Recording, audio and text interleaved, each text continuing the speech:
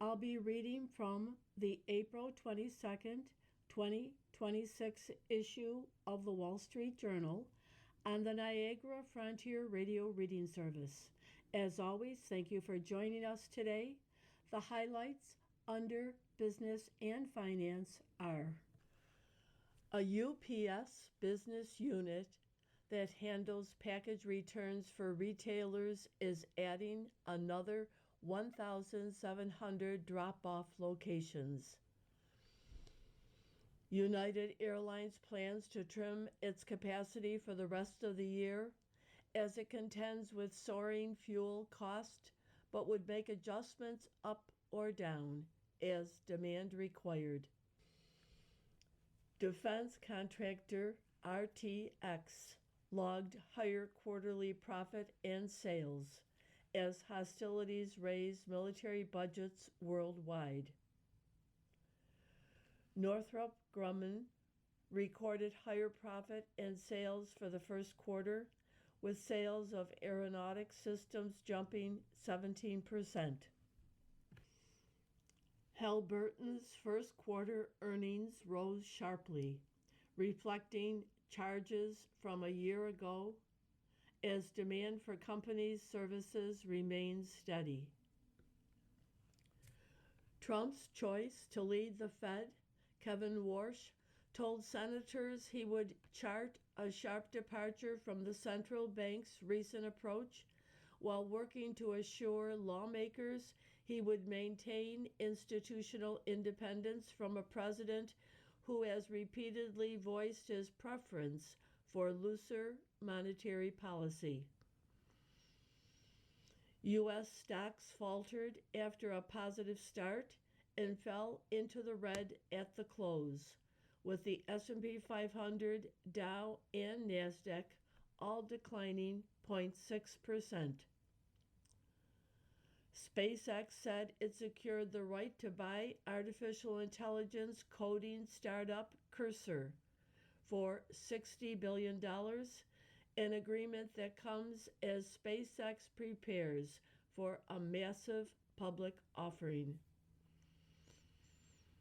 T-Mobile US and its majority owner, Deutsche Telekom, are discussing combining to create a more streamlined telecom behemoth. United Health reported first quarter results well in excess of Wall Street expectations and raised its annual guidance, signaling progress in rehabilitating its finances. Now for the key articles under the Worldwide section. As negotiations with Iran broke down before they had begun, Trump asked aides whether the U.S. should resume bombing, according to U.S. officials. Trump said on social media that he would extend the ceasefire. Virginia voters approved a measure to redraw the state's congressional map ahead of midterms, giving a big boost to Democrats' efforts to reclaim control of the U.S. House. Facing allegations of financial impropriety, Representative Sheila Surfalis McCormick resigned from the House, becoming the third lawmaker to quit in recent days rather than face a likely expulsion vote. The Trump administration secured an indictment against the Southern Poverty Law Center, alleging the civil rights organization defrauded donors by secretly funneling money to extremist groups. New York sued crypto exchanges Coinbase and Gemini, accusing them of operating prediction markets that violate state gambling laws. Florida launched a criminal investigation into OpenAI over the role its chatbot played in a mass shooting that killed 2 people at Florida State University last year. The Gates Foundation will cut up to 500 jobs over the next several years, and opened an external review of its ties with Epstein. Americans grew more concerned about retirement security as they watched costs rise in fear for the health of entitlement programs. More than 100 former NASA astronauts launched a nonpartisan nonprofit that will advocate for constitutional limits and the restoration of civic responsibility. Japan eased long-standing restrictions on arms exports in a step the Prime Minister hopes will strengthen the country's ties with NATO and allies in Asia. China's cyber espionage capabilities are now as sophisticated as those of the U.S. and are increasingly targeting Western defense industries, the head of Dutch military intelligence said. Defense Secretary Pete Hegseth said the military will no longer require all troops to get the flu vaccines. The picture on today's front page is of the Fed Reserve nominee Kevin Warsh. And those captions read, Warsh described the Fed as an institution that has lost its way. Senators questioned Fed nominee Kevin Warsh on Tuesday about his wealth and fealty to Trump. Kevin Warsh, the nominee to be the next Fed chief, appeared Tuesday before a Senate Banking Committee hearing that included pointed questions from lawmakers, including Senator Elizabeth Warren of Massachusetts. And the headline reads, Warsh pledges independence at Fed hearing. Central bank will maintain autonomy as Trump eyes rate cuts, nominee says. By Nick Timiraeus. President Trump's pick to lead the Federal Reserve, Kevin Warsh, told senators Tuesday he would chart a sharp departure from the central bank's recent approach while promising to maintain institutional independence from a president who has repeatedly voiced his preference for looser monetary policy. The president never asked me to predetermine, commit, fix, decide on any interest rate decision in any of our discussions, nor would I ever agree to do so, Warsh said at his confirmation hearing on Capitol Hill. The hearing laid bare a political standoff that could delay his confirmation past the May 15th expiration of Jerome Powell's term as chair.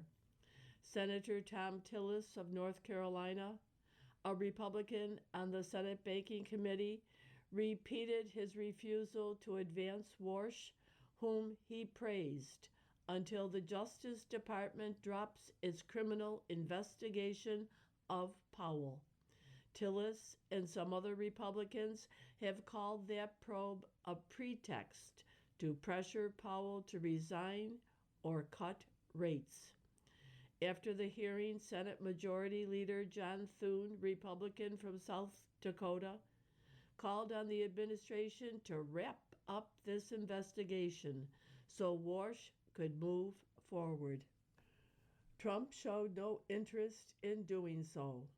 In a call-in interview on CNBC before the hearing, the president rebuffed the television host's repeated suggestions to end the probe by having Congress investigate cost overruns on the Fed's building renovations. Instead, Trump, a Republican, repeatedly said he needed to know why the project was so expensive, at one point dangling, without evidence, the idea that Powell was stealing.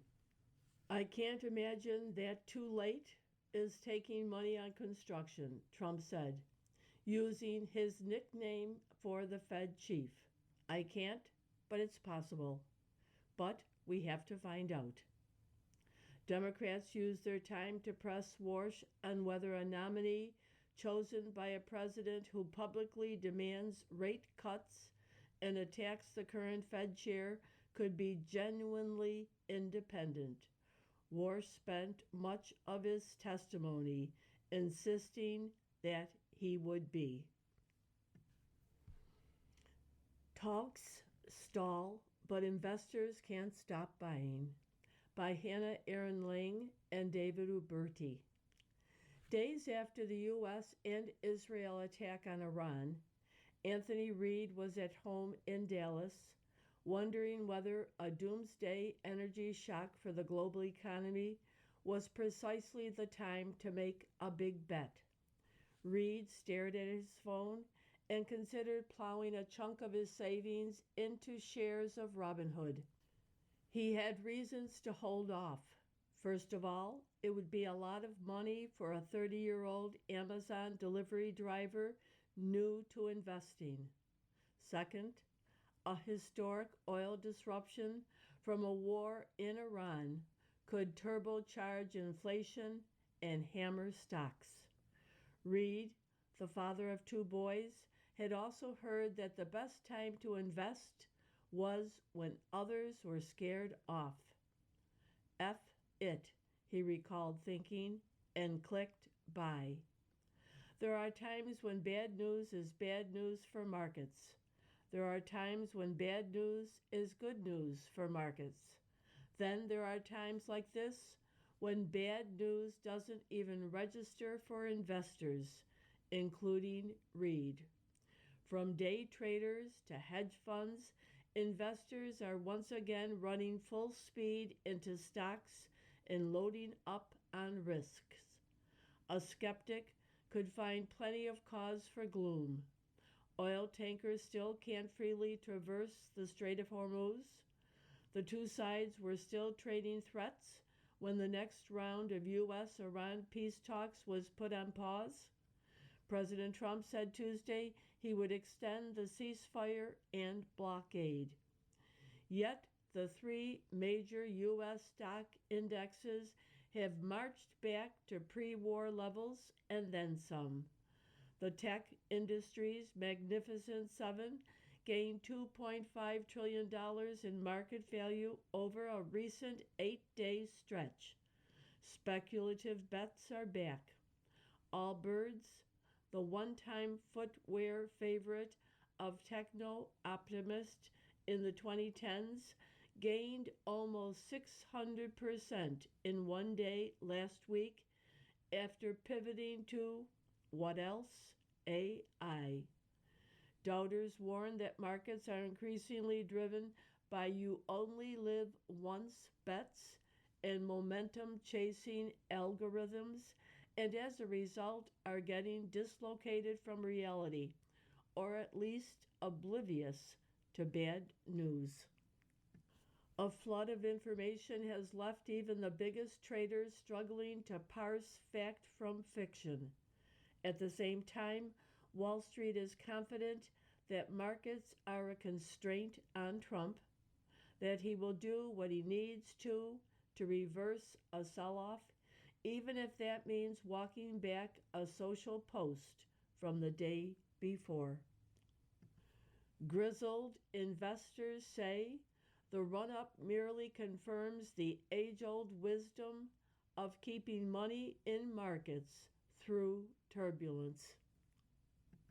The market's current leap to new records reflects the same impulse to buy the dip that propelled stocks during the COVID-19 pandemic and last year's tariff turmoil. 4 of the S&P 500 5 biggest daily gains of this year have come during the war. You are listening to a reading of articles and features from the Wall Street Journal on the Niagara Frontier Radio Reading Service.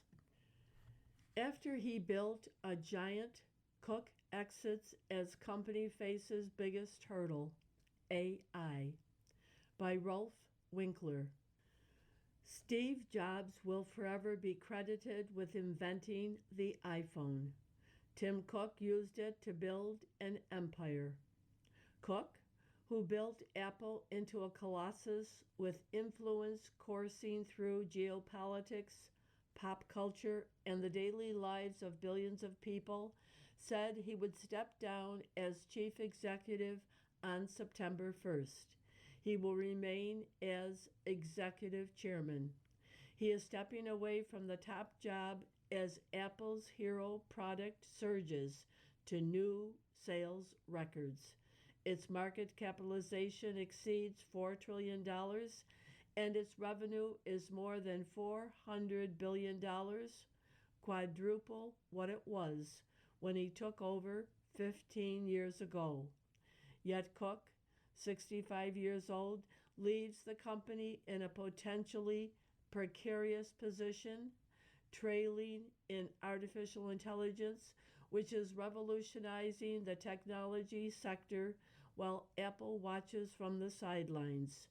No product this century has been more revolutionary than Apple's iPhone, which, under Cook, has grown so powerful and ubiquitous that it fundamentally altered modern life and ushered in sea changes in the telecom, media, retail, transportation, and other major industries.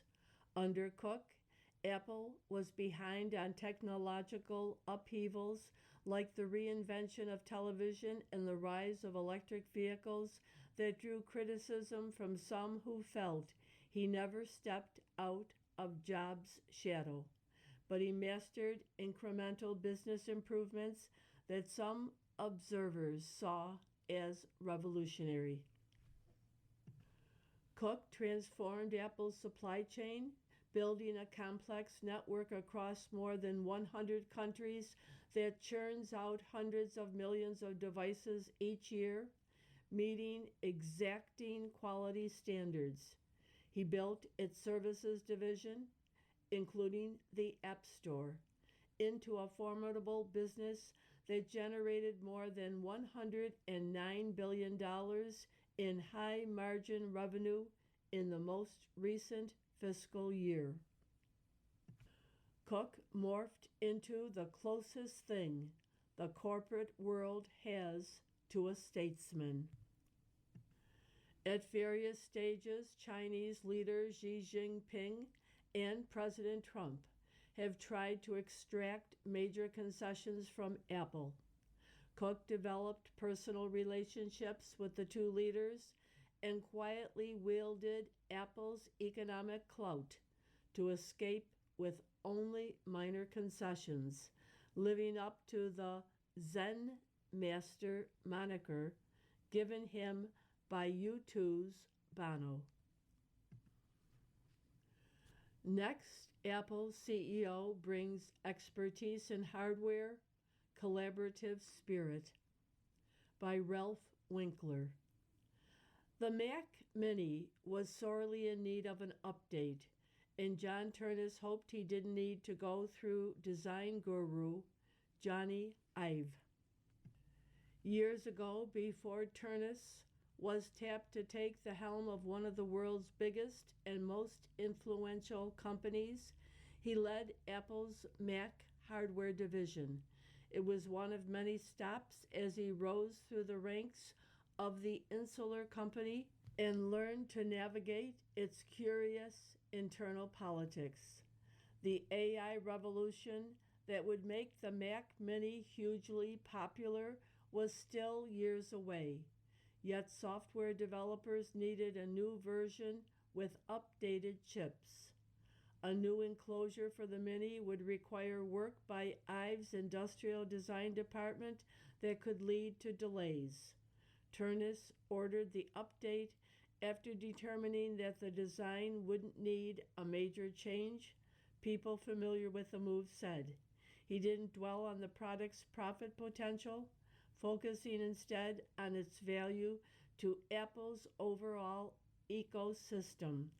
It was one of many episodes that showed his decisiveness, keen understanding of Apple's culture and products, and how to get things done inside the company, the people said. Over his 25-year career at Apple, those characteristics have propelled Turnus all the way to the company's top job, which he will take over September 1st, the company said Monday, instantly making him one of the highest profile corporate leaders in the world.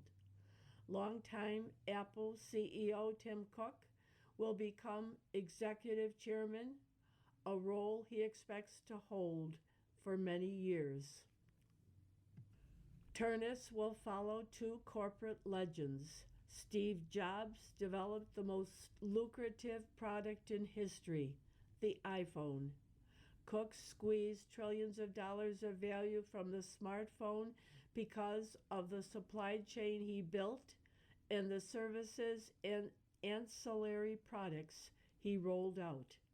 As Cook did when he succeeded Jobs, Turnus is taking over as a relative unknown to the outside world. If Jobs was a product visionary and Cook a supply chain guru, Turnus is a hardware savant who exists somewhere in the middle. Apple celebrated its 50th birthday at Grand Central Terminal in New York City a few weeks ago. Two executives headlined it, Cook and Turnus. The new king of Jeopardy is the nicest champ ever. Even the show's nitpicky fans are smitten by the beautiful awkwardness of Jamie Ding, by John Jurgensen. With a streak of 27 wins and counting, Jamie Ding is a Jeopardy assassin. He has blazing buzzer speed, a knowledge range that borders on omniscience, the nerve for wagers that make the studio audience gasp, performance stats that have already earned him more than $750,000 and a place among the show's all-time greats, including host Ken Jennings. But his other superpower has nothing to do with gameplay. On a show that boasts television's nitpickiest fans, Ding has achieved the unthinkable. Everybody loves him. The 33-year-old wears his favorite color, orange, on every episode. His game face is a study in micro expressions, from awkward smiles to eyebrow pops. His mid-round chats with Jennings have revealed a self-deprecating wit and interests so quirky they're cool. Chasing eclipses, writing in italics, driving around with his trivia friends looking for a rare goose. During his intros, Ding offers a loopy little wave to the camera that looks like he's still getting the hang of it. It didn't take long before fans were returning the greeting. Now I do it every time too. I just smile at the TV and wave, says 28-year-old Lonnie Starsky, who picked up the habit from his grandmother, Judy Robinson. Ding, from Lawrenceville, New Jersey, is in a weekend law program at Seton Hall University and works on affordable housing as an administrator in a state agency, hence his chosen introduction as a bureaucrat and law student. I'm a faceless bureaucrat, Ding declared in one episode, but now that I'm on television, that's definitely no longer true. Ding's cheerful reign offers an answer to what Jeopardy fans want from their champs: strict adherence to an unwritten code that starts with humbleness and deference to the game. Leaving the front page, Iran holds back team from U.S. talks. Trump asked aides about the resumption of bombing after Vance's trip is put on pause. By summer said Lawrence Norman, Alexander Ward, and Natalie Andrews. As negotiations with Iran broke down Tuesday before they had even begun, President Trump asked aides whether the U.S. should resume attacks on the country, according to U.S. officials. Just hours earlier, White House officials had been optimistic that Vice President J.D. Vance, set to depart for Islamabad Tuesday, would be able to strike a deal with Iran and get something in writing, unlike his trip to Pakistan 2 weeks ago, a U.S. official said. Air Force Two sat idle most of the day at Joint Base Andrews in suburban Washington, awaiting Vance. Pakistani mediators said Iran's top leaders had told them earlier that their negotiating team would also travel to Islamabad on Tuesday. Then, with the clock ticking toward Trump's ceasefire deadline, Iran reversed course. In a series of frenzied meetings throughout the day at the White House, Trump weighed his options with Vance, top security officials, as well as his son-in-law Jared Kushner and Steve Witkoff, who were also supposed to depart Tuesday for Islamabad for negotiations. By early afternoon, Vance's trip was paused. By evening, it was delayed indefinitely. During the meetings, aides told Trump that Iran's government wasn't a unified entity, with hardline factions in Tehran unwilling to bend to the president's demands.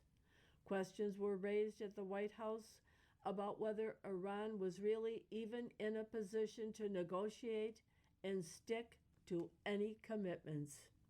Trump said in a social media post that he would maintain the blockade and extend the ceasefire, which was set to expire Wednesday, as long as talks continue.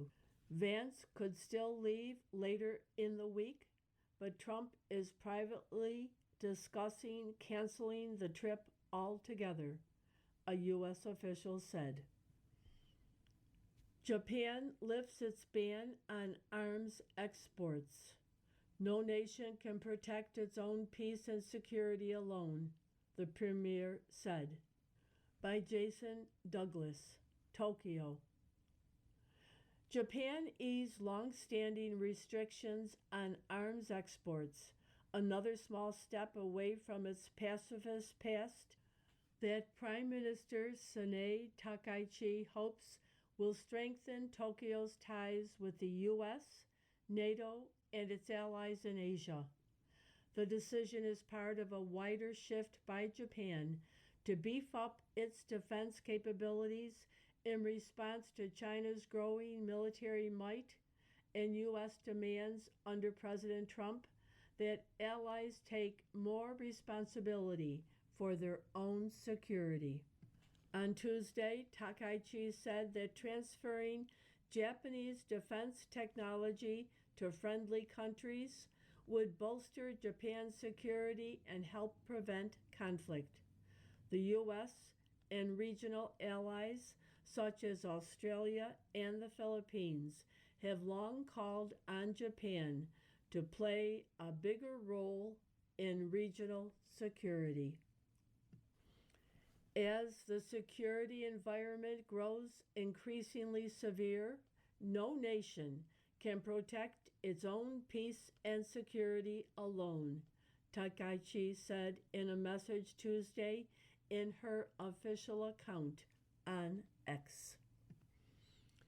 Virginia voters back Democrats on map.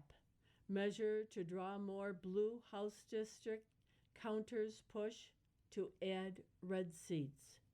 By Terrell Wright and Anthony DeBarros. Arlington, Virginia. Virginia voters approved a measure to redraw the state's congressional map ahead of the midterms, the Associated Press projected, giving a big boost to Democrats' efforts to reclaim control of the U.S. House. With 95% of the vote counted, the yes vote had 51.3%, while the no vote had 48.7%. Voters in Democratic leaning suburbs and exurbs outside Washington, D.C. heavily favored the measure, while voters in heavily Republican rural areas largely voted against it. The Virginia delegation to the U.S. House is currently split almost evenly, 6 House Democrats to 5 Republicans, closely reflecting the blue lean of the state, which elected Democrat Abigail Spanberger as governor last year and sided with Kamala Harris over President Trump in 2024. Democrats pushed for new temporary district lines intended to make the map 10-1 in their favor. You are listening to a reading of articles and features from the Wall Street Journal on the Niagara Frontier Radio Reading Service. From the editorial page, a quiet U.S. favor for Xi Jinping. A U.S. quota increase at the IMF would rescue China's bad loans. President Trump is scheduled to visit Beijing in May for a summit with Chinese President Xi Jinping, and he will come bearing at least one surprising gift: a budget request to Congress to hand more money to Mr. Xi's friends at the International Monetary Fund. We told you recently about the Trump administration's fiscal 2026 request that Congress endorse a U.S. quota increase of 50%, equivalent to about $55 billion. The quota is a country's contribution to the fund.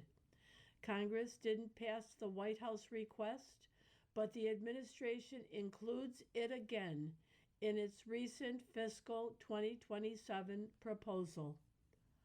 Treasury Secretary Janet Yellen initiated the request in the Biden era, and it's hard to understand why the Trump Treasury would endorse it. It's true, as Treasury says, that the U.S. receives an interest-bearing claim on the IMF for those assets. But it's not a wash because the interest rate doesn't compensate for the cost of funds or the risk. More harmful is the cost to U.S. control over IMF resources, which Treasury conceals with its claim in the budget that the equal proportional quota increase would be fully offset by a reduction in the use of debt, all of which will keep the IMF's overall lending capacity constant. What Treasury doesn't disclose is the hit to U.S. power when the IMF gets more of its resources from equity than debt. The fund's use of debt via new arrangements to borrow requires 85% approval of voting shares. Since the U.S. has almost 16% of those shares, it has a veto over the use of those resources.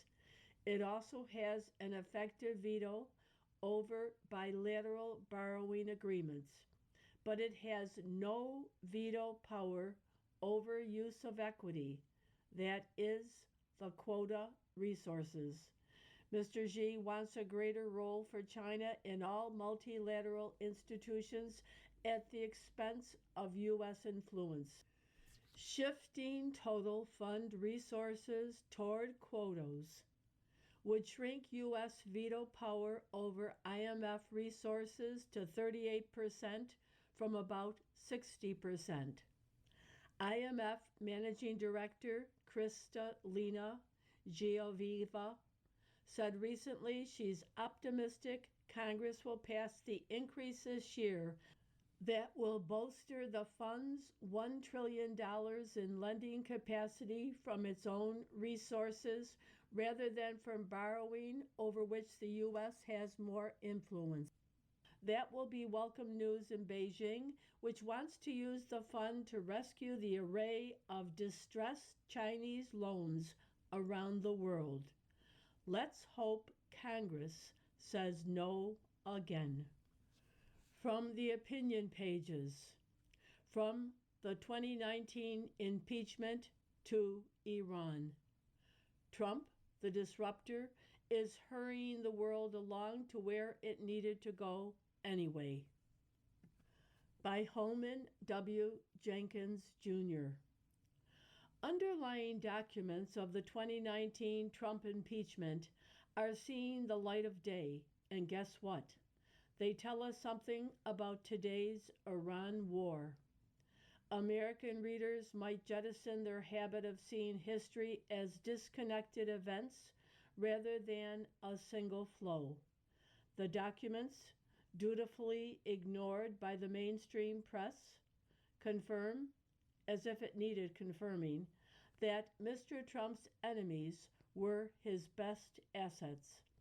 Add a name to the list that includes FBI Chief James Comey, CIA Chief John Brennan, and others. Michael Atkinson was the intelligence community's Inspector General.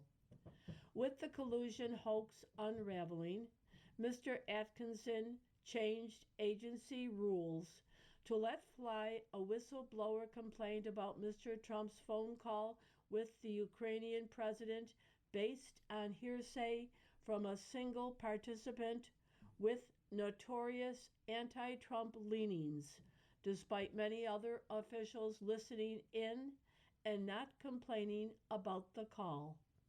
There's more.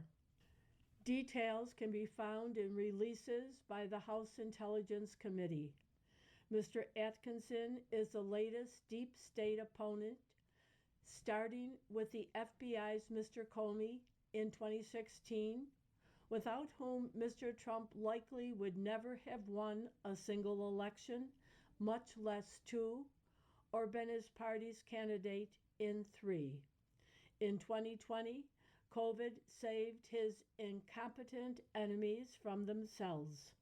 Otherwise, Mr. Trump would have sat atop a strong economy, having survived the Russian hoax and an impeachment that did more damage to his opponent, Joe Biden, by highlighting his family's influence peddling in Ukraine, later buttressed by his son's laptop. I'll save for another day why Mr. Trump's enemies were so incompetent. It had more to do with cowardly conformity than any grand conspiracy.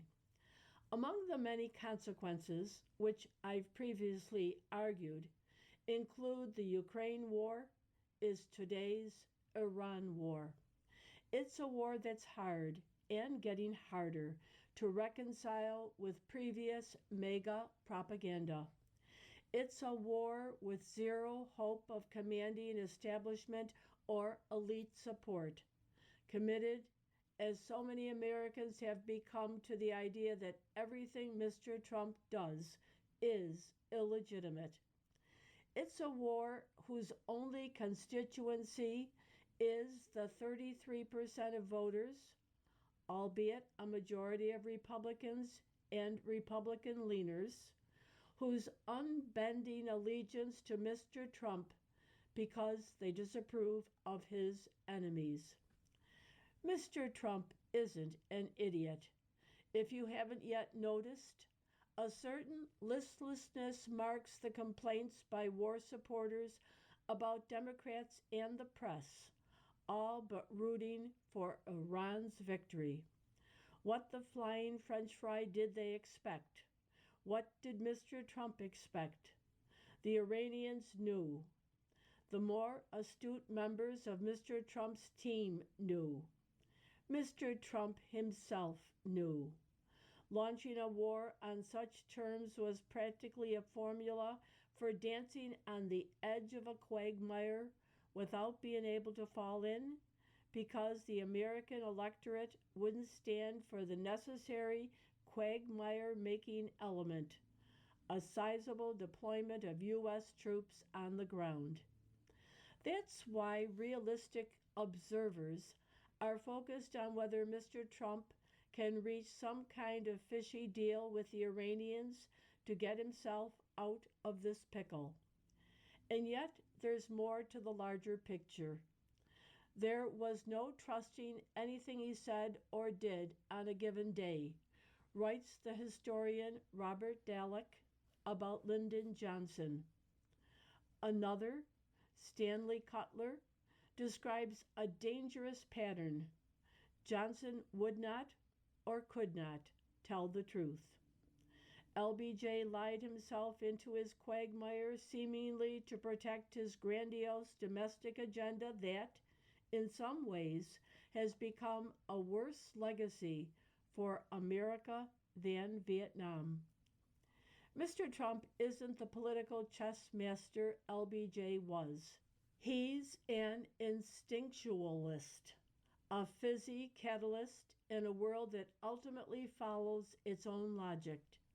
With his Iran policy, his miscalculations have been many. A different president might have aimed in statelier fashion to end up roughly where Mr. Trump will and have gotten exactly nowhere. For one thing, the world at least is getting off the pot about energy diversity and realism. It's getting off the pot about the vulnerability of its shipping routes, supply chains, and insurance markets in the drone age. Western allies are getting off the pot about rearmament and closer tactical integration a la the US and Israel. The world has stopped living in la la land about the Hormuz Strait, but also is seeing how the strait can be a means to deter and contain Iran until its anti-civilization regime meets a natural end. Mr. Trump is the catalyst that surprised us, or at least me, by revealing the stupidity of the elites who responded to his presidential candidacy in the manner described in the first half of this column. America is better off for being expelled from public life. Also unappreciated, even as he fires off rhetorical sparklers in every direction, the Trump you're seeing now is mainly focused on avoiding the most dangerous outcomes in the Iran situation he created. Wish him luck. It's in his wheelhouse. This is the same Trump whose greatest business achievement was his survival after his own disastrous flirtation with bankruptcy. America could do worse in a president and has. You are listening to a reading of articles and features from the Wall Street Journal on the Niagara Frontier Radio Reading Service. The biggest AI risk is foolish, fear-driven policies. It doesn't live up to the hype and doesn't justify radical redistribution or draconian regulations. By Jason L. Riley. So far, artificial intelligence hasn't lived up to the hype. It hasn't cured cancer or doubled the human lifespan. That doesn't mean it never will, but it does suggest that the more sober takes on how and how soon the technology will affect our daily lives are closer to reality. Darren Acemoglu of MIT, who was awarded a Nobel Prize in Economics for studies of how institutions are formed and affect prosperity, speculated in a 2024 paper that AI will probably automate about 5% of all tasks and add roughly 1% to the global economy over the next decade. a modest boost. Mr. Asimoglu argues that while AI models have emerged that can engage in sophisticated reasoning, they don't match human cognitive abilities.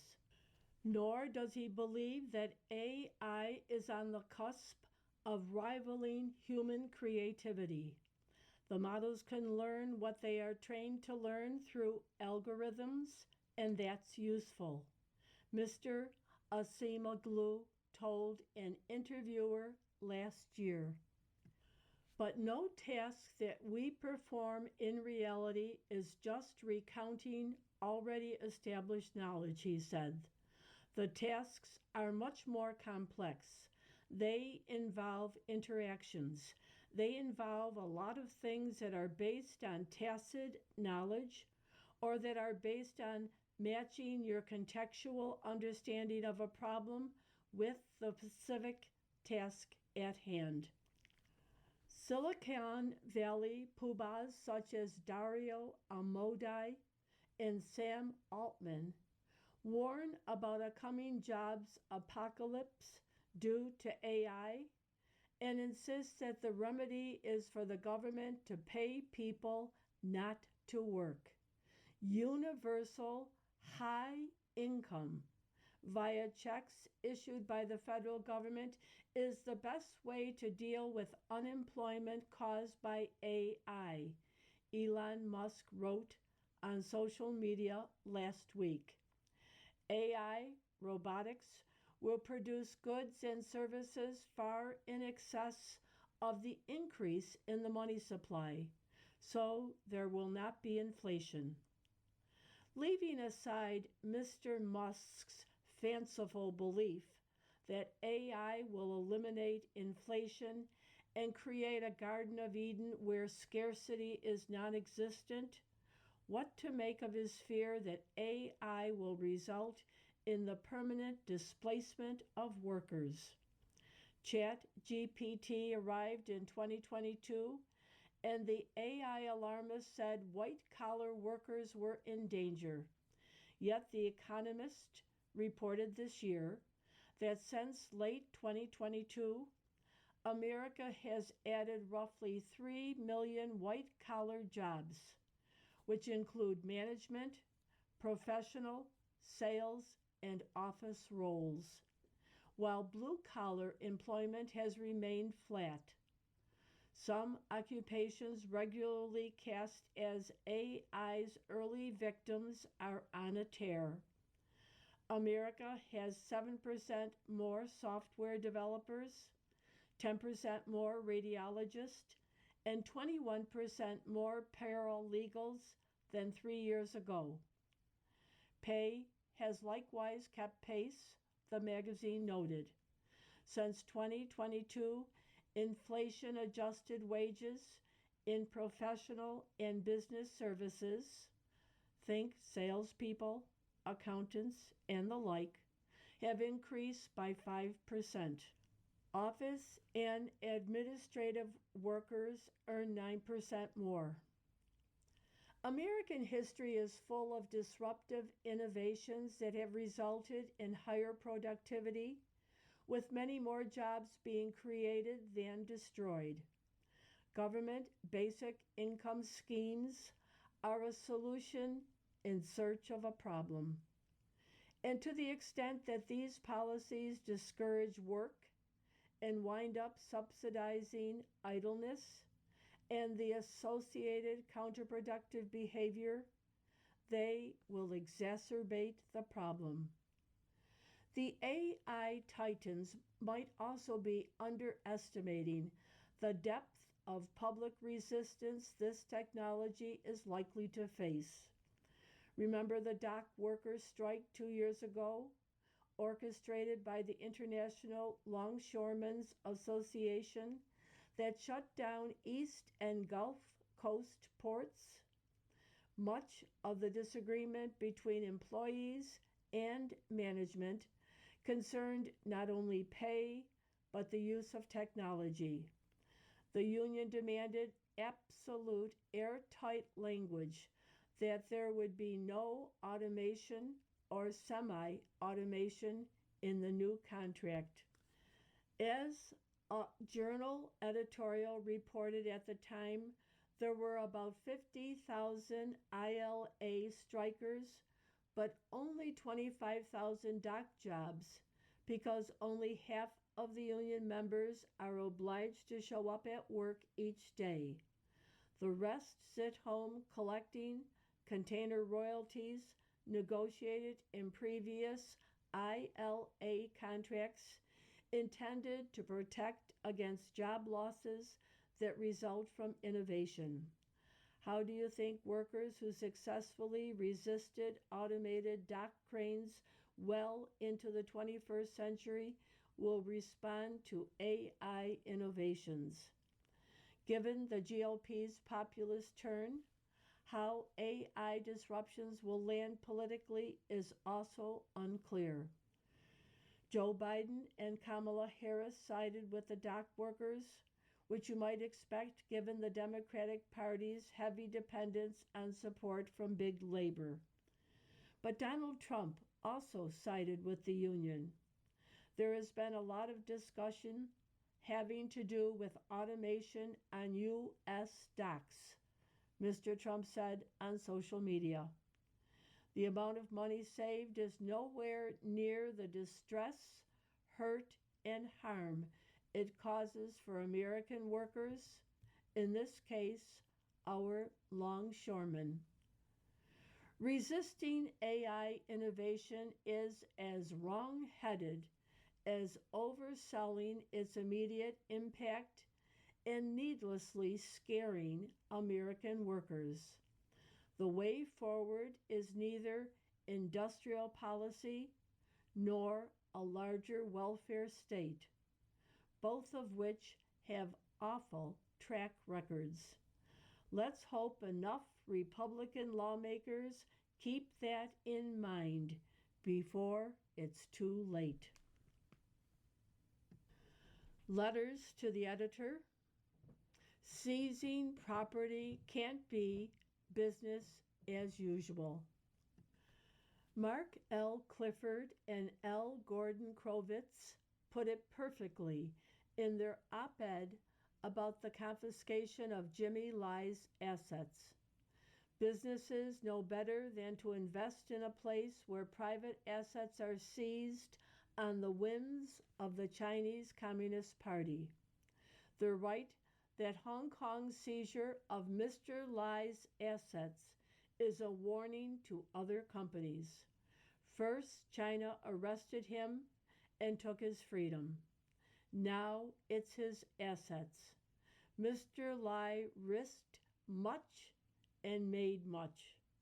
And how is it less of a pointed message to businesses and entrepreneurs when U.S. states do the same thing and call it a wealth tax? California and New York, are you listening? From Steve Patterson, McMinnville, Oregon. New letter. The Democrats' fatwa on U.S. arms to Israel. Regarding your editorial, Democrats try to block arms sale to Israel, April 17th. There are 10 Jewish senators, all of whom are Democrats except independent Bernie Sanders, who caucuses with Democrats. 7 of them voted to block bulldozer sales to Israel. Elisa Slotkin, Michigan. Michael Bennett, Colorado. John Ossoff, Georgia. Mr. Sanders, Vermont. Brian Schatz, Hawaii. Adam Schiff, California. And Ron Wyden, Oregon. It's no longer just progressives who make slander and betrayal of Israel a litmus test. It's the Democratic Party collectively. Reportedly, several of these Jewish senators see themselves as presidential timber. They'll likely find that not being Jewish is also a litmus test in the Democratic presidential primary. Same topic. The calculus is simple in Democrats' mind. President Trump and anyone or any nation aligned with him, irrespective of geopolitical prerogatives, is bad. Thus, we find our most loyal ally in the fraught Middle East, Israel, a critically important combat and intelligence asset in the present war against the Islamist government in Iran, the subject of a Democratic fatwa against the supply of American arms. These Democrats are aligning with an existential enemy of the Jewish state and their own government to try to gin up votes against Republicans, using the nascent anti Semitic frenzy for their base to curry the vote. Such is the low state of a once proud political party. From Paul Blaustein, Cincinnati. New topic: AI subverts socialism too. Cameron Berg's op-ed, AI is bound to subvert communism, is a welcome counterpoint to Senator Bernie Sanders' recent anti-AI histrionics in these pages. I think Mr. Berg's key line, describing China's dire struggle to find an AI system that embraces open-ended reasoning while not straying beyond the Communist Party's rigid boundaries, was, you can't build a mind that thinks rigorously about everything except the things that you'd prefer it not to. Perhaps that explains Mr. Sanders' hostility to AI. To quote Mr. Berg again, an LLM is trained on the sum of human written knowledge. So how would ChatGPT, Claude, or Gemini respond to this simple question? What is the most effective economic system, capitalism or socialism? Both Mr. Sanders and AI know the answer to that question. The difference is that AI doesn't profit from the wrong answer. From John Norrell, Shorewood, Wisconsin. The Pepper and Salt cartoon shows a couple walking down the street, and the man has his hands on his hips in rather a defiant way, saying, "We don't need a wider social circle. I don't like the friends we've got now." You've been listening to a reading of articles and features from the April 22nd, 2026 issue of the Wall Street Journal. We read from the Wall Street Journal every Monday through Thursday at 11 p.m.